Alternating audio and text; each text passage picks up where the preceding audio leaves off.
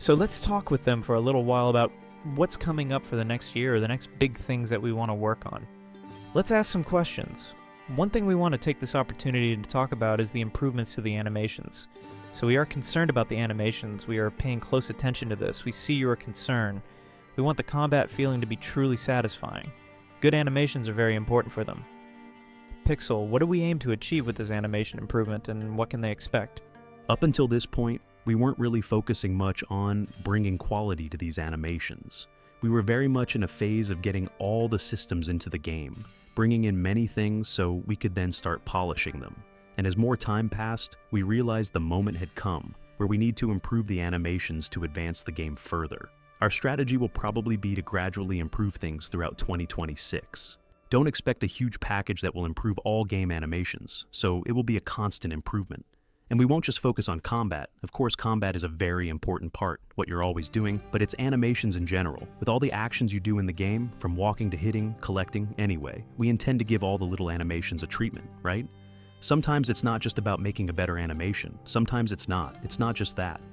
Sometimes there are things behind the scenes that we need to technically improve further to truly deliver a better animation and experience. What you can expect is that we will actively be working to bring the best possible feel to the game. Another major thing that's on its way is the artifacts. I hope you all are aware of what these upcoming artifacts are.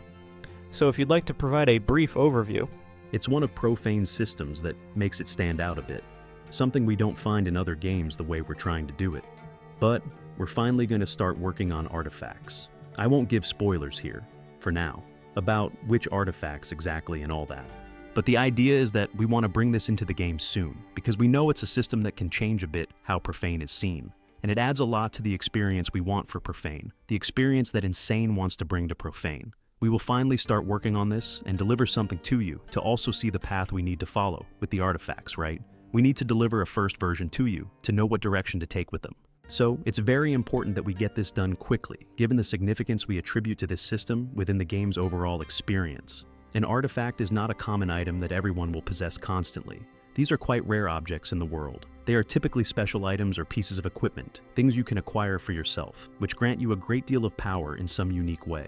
In general, the artifact will always give power to your character. However, even though you receive a lot of power, there's also a downside to it. It will always have a maintenance cost for you to keep it alive. So, the moment you find the artifact or steal it from someone else, which can happen, you have a cost you must keep up, killing people, collecting little things, to keep it alive with you. It's a system that will give you great power, and the idea is that people with artifacts feel very good, but also that everyone in that region near you will covet it. You will become a target in a way because the artifact brings a lot of power to that player.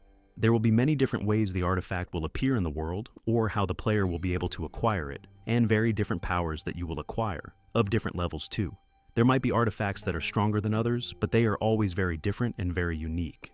Another thing we want to work on in 2026 is the redemption system. How do we imagine it working? How do we envision this? In the next tests, right, as Sarah mentioned, there will already be an initial version of the karma system, where if you sin and go around killing people, you'll turn into negative, red karma, more things we already had back in pre-alpha. However, the way the karma system works, you can't naturally return to being positive or neutral in this system. We really want people to make a decision on how they want to play the game. You either go positive or you go negative. If you go negative, to come back, you need to do the redemption, which is the system that Sarah mentioned. The redemption system is precisely for people who ended up killing someone and then regretted it, that kind of thing. So they can return to positive or neutral karma to make that decision again, right? Whether they want to be a sinner again, or if they truly want to start doing good deeds in the world and kill the sinners too. So the redemption system, the way we're envisioning it today, we're even calling it a journey. It's an adventure the player will have to undertake, a quest perhaps I could also call it, that the player will need to complete to get rid of their negative karma. So we're still beginning to create concept art for these things, discussing this system. But the idea is that the player, somewhere in the world, will be able to start this journey of redemption, which will require them to do something. It's not yet 100% finalized what exactly they'll need to do to escape negative karma and complete this journey. But the balance of it will be all about this journey. The idea is you won't want to have to go through this again. That's why it's redemption.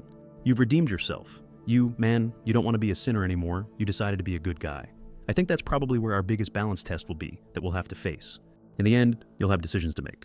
Alright everyone, that's it. Pixel, thank you so much for stopping by to clear up all our questions about what's coming for 2026.